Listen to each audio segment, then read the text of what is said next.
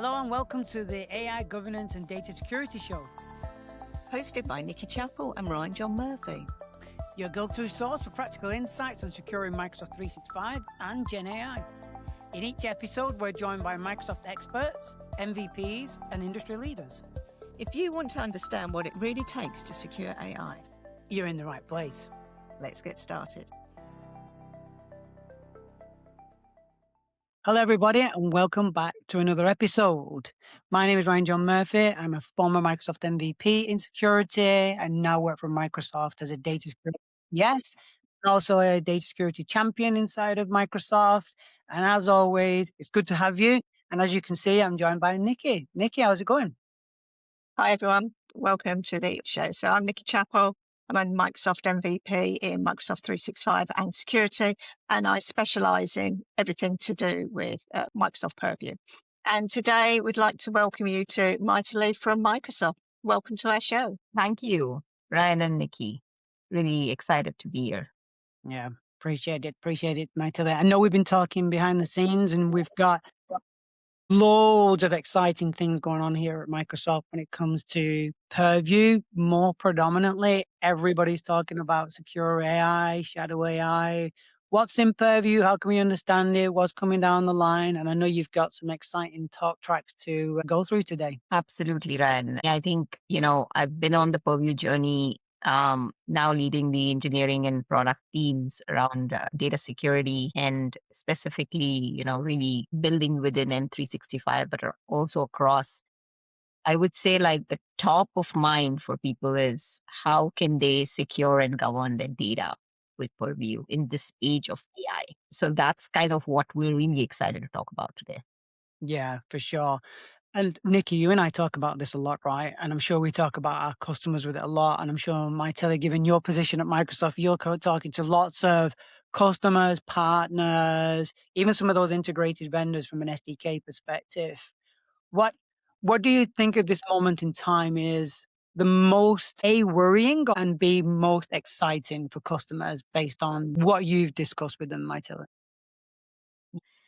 I would I would start with what's most exciting and then maybe what's Yeah, most worrisome for sure. positive than worrisome thing. But let's talk about the positive. I think their customers are really excited to achieve that productivity gains that they want with M365 Copilot agents and tools. And one of the things that they're excited about is, you know, they already have their data with a provider, a big platform like Microsoft. And when Microsoft provides that unified security and governance plane across all of the digital estate and all of the workloads where these 365 apps, agents are getting created, whether it's Copilot Studio, Foundry, GitHub, in Purview you can really unlock and be that centralized plane. I think that really excites customers because they can safely trust AI and adopt it while being productive. Now, on the flip side, what really worries customers is the problems that they are noticing. Shadow AI, there's all these agents that get created. How do you govern them? It's a big responsibility. These agents work faster than humans, so they can move data in and out. So problems like data exfiltration now apply to agents as they've applied to humans. And then think about data oversharing. If, I've not governed my data correctly, I've not permissioned it, AI can have access to data, that sensitive data, especially that you weren't intending to give to AI. So those are the kind of problems that worry them, but that's kind of where the other part comes in, where Microsoft is already built in to solve those problems in a very, very centralized and holistic way. I like the fact you use the word built in there. One of my favorite sayings is, and you probably both know what's coming now, is that Microsoft engineers everything to work together, right? And I think that in itself is such a rarity when you're wanting to defend in depth, discover in depth, remediation in depth, and now with AI, automation in depth. I think that's one of the key aspects where you hear from every now and again, whatever research they've done to achieve that their narrative is Microsoft's not best of breed. Okay, you've made your own mind up there, but you know what? We're best of platform. Absolutely. we own everything end to end. Why wouldn't you want to discover and defend and detect the data and protect the data as close to source as possible, right? And I think the tools that we have in Purview, Tilly and Nikki, is definitely going to give that. Some of that worry, I think, from customers is a perceived risk because A, they either don't understand the capabilities of Purview, or B, don't understand the data that they've got and how to control that data, going back to what you just said, Tilly, around team sprawl, SharePoint tiles, permission sprawl, authentication sprawl, and so on and so forth. Nikki, I know you're seeing a very similar thing as well, right? Yeah. I think customers, I suppose, think that the Microsoft tools are protecting Microsoft 365, and that's all that they do. And they need to buy lots of other third-party tools to manage all these other platforms. And that's not only expensive, but it's kind of takes a huge amount of time to kind of govern and put policies and controls across multiple systems. And then you risk having gaps where they don't quite meet properly. So I think it's quite eye-opening when I speak to customers and they realise that actually the breadth of the tools, and it's not just Microsoft 365, you can extend out and put those controls across other services as well. And I think that's kind of the really beauty of it. You want to have controls where you're confident that your data is safe wherever it's being stored. I love that. Tilly, off the top of your mind now, what solutions should be, if somebody comes to you with these potential perceived risks, what's top of mind for you to say you should be looking at these solutions in Purview? DSPM, definitely one of them, right? MIP, so on and so forth. What's your usual go-to as the first step for a customer? Yeah, no, I think that's the great point here. One of the things that we quickly learned that data security can be quite a daunting task for customers when they kind of think about like, there's so much data. Where do I start? How do I go about really understanding my risk? What should I protect, classify, label? How are users moving the data? So we really brought this together with data security posture management. So we call it the town square. And one of the things that we did was really elevate the outcome based playbooks for customers. So what customers are really coming in and saying, hey, tell me what's going on with my oversharing when I deploy M365 Copilot. Or when they come in and say, let me start with my data security journey, whether it's data classification, labeling, DLP, or IRM, they're really asking about what's my data exfiltration risk. So we really think about data security posture management as the place to start. So, Tilly, Tala, if I'm looking at this right now as a customer, right, or I'm a partner, and I'm looking at how many customers I've got, and they want to kick off this secure AI journey, where would be top of mind for you both now to say, here is where you need to be. This is the solution. This is the application where you need to be. I'm assuming DSPM, right? Yeah, great to be here, Ryan, by the way. I certainly think that's the place to start. So the way we kind of frame this up is, when you think about starting your AI journey, it really comes down to the basics, which is I want to be able to discover what's going on in my environment. I want to be able to drive my protections for it. And because security is about a defense in depth sport, you want to be able to investigate when things fall through the cracks. And so one of the things we always recommend is start off with DSPM. And one of the first things you'll notice in DSPM is a pretty comprehensive pane around AI observability, where you want to be able to understand how many users in your environment are using AI apps, whether they're sanctioned or unsanctioned. And one of the newest capabilities we just announced is being able to not only inventory the agents in your environment, but also understand whether those agents are interfacing with sensitive content, and being able to also risk rank your agents as well. So just like when you think about humans that can inadvertently, for example, cause some sort of a leak of your data or accidental exposure of your sensitive content, these agents, now that they have a lot of agency, could potentially do the same thing. So how do you keep track of that? How do you keep an evaluation on that so you can understand how your agent profile, how your agent landscape in your environment is potentially causing some kind of a risk to your data estate? So that's the first place to start. And then we have a lot of controls kind of built in into DSPM as well. And I'd love to kind of hand it off to Methley to talk about some of those controls that we have. especially around protection and oversharing detections and remediations as well. I think Tala really summarized it well. And, when we think about one of the things that we spoke about was when people are concerned about oversharing, they're really concerned about what data AI will expose, which is not just sensitive, but not permission correctly. And that's kind of where we start to introduce things like DLP for Copilot, whether you can start to sort of use the same controls you had with your data, but now with Copilot and agents, where you can like start to say, okay, let me not summarize highly confidential data. I'm not yet ready based on labeling you may have done. We've also moved to things like you may have not labeled your data, but you enter something that's sensitive in a prompt that you don't want Copilot to summarize, like maybe your HR or financial data. And that's the kind of controls that we're starting to bring in with the remediation, which is really very, very exciting for users and also very easy for them to use because they're already used to Purview. So they don't have to learn something new.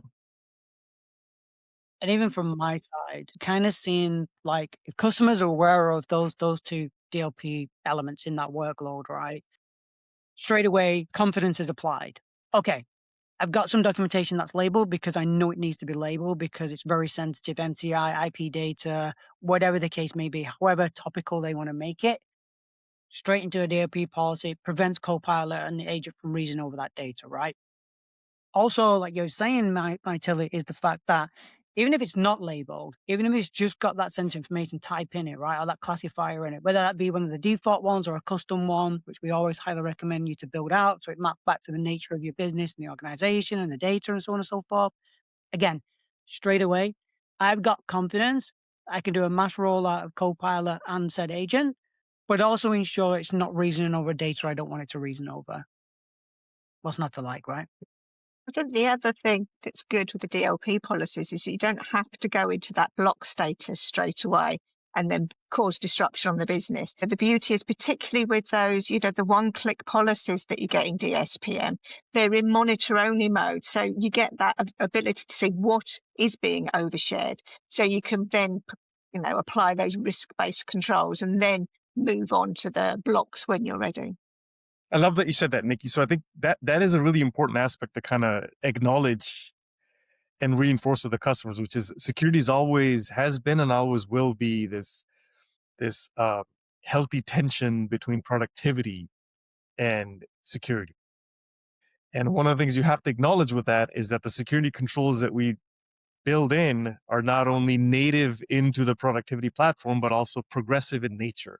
So that you can start off with, for example, audit only if you wanted to. You can progress that up to warrant type policies in DLP, for example, before you go all the way up to a definite block in that case. So it's certainly something we're very conscious of based on the feedback we got from our customers. It's one of the reasons you'll always see us put a lot of emphasis on the discovery piece. Before you can even prioritize and drive the protections, you have to have a good idea of your entire landscape so you can prioritize where the protections need to be and what kind of protections you need.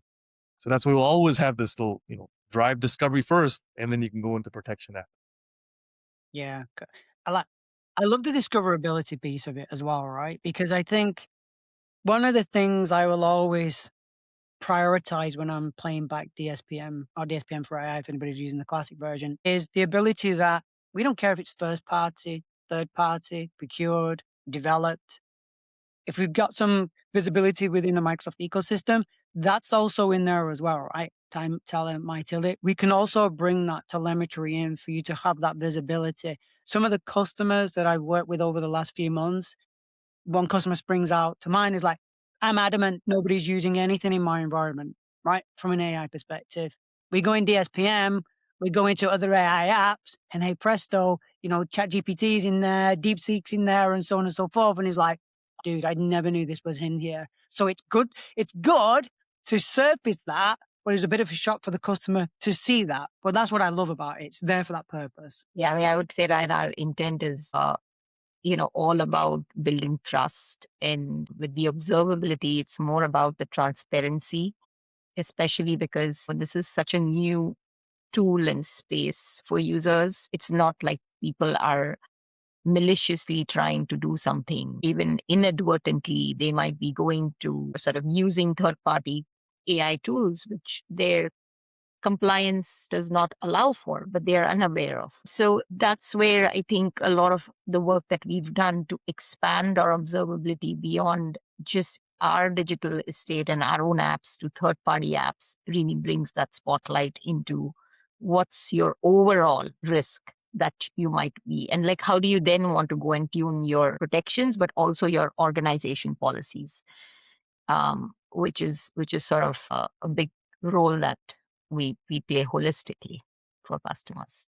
I'd say as well, like just on that discoverability piece as well, one of the things that I really like, which hasn't been a part of the telemetry beforehand, is the non-labeled stuff. Okay. So person X takes certain document, reasons over it with Copilot or third party AI, again, not procured, developed, whatever the case may be, surfacing that data to say, hey, this document probably got these sensitive information types in because we can now see it in DSPM, but mapping back to that is the same document which doesn't have a label on. Maybe that's something you want to think about, right? I really like the fact that you touched on that too. So we're starting to get into different dimensions of assets in DSPM. So you even see things like us being able to separate out what we consider stale assets versus fresh assets, right? And within that, we'll start to give you an idea of what type of those assets, what percentage of those assets are labeled versus non-labeled. We certainly consider classification as a foundational piece of an effective data security strategy. So we want to draw attention to the fact, just like with every other control out there with data security, we want to draw attention to the fact where you want to potentially prioritize labeling first. And so if you have a lot of fresh data that's being used a lot, whether it's with AI systems, agentic systems, interactive systems, or with humans, you want to prioritize labeling that first, as opposed to stale data where there might be other sort of retention controls or cleanup that you can potentially do to manage that risk surface that you have. So you'll see us kind of get into this space a bit more to help you really prioritize different areas in your asset class that's important for you to focus in on. And then we'll give you the sort of the range of options with which you can drive your remediation. But those are important aspects for us to kind of delve into and draw attention for our customers. Love it. And Ryan, one more thing I would just add on to what Tala is saying is one thing is like data classification, which is critical, but like as we know, it's a journey for customers. But with DSPM, we have also a lot of context around the user, the permissions around the document, like Tala was saying, and there is also what intent, what domain they are trying to send this out from. Is it a managed device or an unmanaged device? So as you can see, like we build that aspect around classification, but we can also really quantify the risk better with both the content and the context. And so that way you can suggest to folks what the right controls to put in place are. Even things like on endpoint, on managed devices, we have things like just-in-time DLP. So even if you've not classified the content, we can classify it at the time of sharing and do that. And that's something that we believe other providers can't really do well because they depend on the classification all be done, but Purview can do that while in use of the data or as it's getting created. So that gives us the edge as we're working. Yeah. I love that. And that gives us the edge is obviously a plus for us for certain. And I think one thing that just listening to you there, my Tilly, was around that aspect of that data being inside of DSPM now. People understanding that, people translating that into their own purposes, not only provides confidence at the actual data, but it provides confidence at the user layer as well, right? Because you're automatically, subconsciously in the background creating that responsible AI model usage model, I should say. So your AI responsibilities as an organization, right the way down to that individual, we're already getting kicked off in the background. That baseline AI security baseline is being kicked off without these massive programs or training or anything like that. It's just there. It's just visible. People consume. People are translating it. It's there for them to consume themselves without them even knowing it, that they're partaking in that, right? Yeah. Yeah. Well, By the way, I do want to take a moment to just say thank you so much, Ryan and Nikki, for giving us this forum. Really looking forward to this. I think to that specific point you just made, there's a lot of things kind of happening behind the scenes that Matthew and I would love to talk about, and we sure will over the coming podcast, specifically around this idea of we have a posture agent that's out there, kind of made our point of view around the fact that we're going to have these two agents, elected persona, the triage agent, there's the posture agent. And the posture agent has a couple of capabilities today, but you can imagine, for it to be truly an end-to-end holistic posture agent, it has to be able to evaluate your entire class of dimensions, things like activities and assets and users and agents and classifications and all the things, and bring them together and just drive that remediation going forward. So the system should be able to automatically manage through posture drift, as example, and just correct that and going forward. So some very exciting things there. We'll certainly talk about that more as these things come to light. Yeah. Matthew, anything you want to add to that? I think really diving deeper into our agentic strategy would be something very exciting to uncover in the following episodes. But with that, I am looking forward to the next one.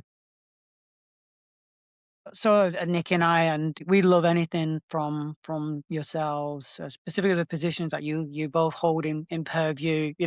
Nikki and I are very grateful for the time that you can give. Lots and lots of people are asking for this type of content because it's all right reading the Microsoft documentation, but at times it can be a labyrinth of links, right? You can be 40 links deep before you've even found any relevance to what you want to look. And there's a lot of information on each of those pages.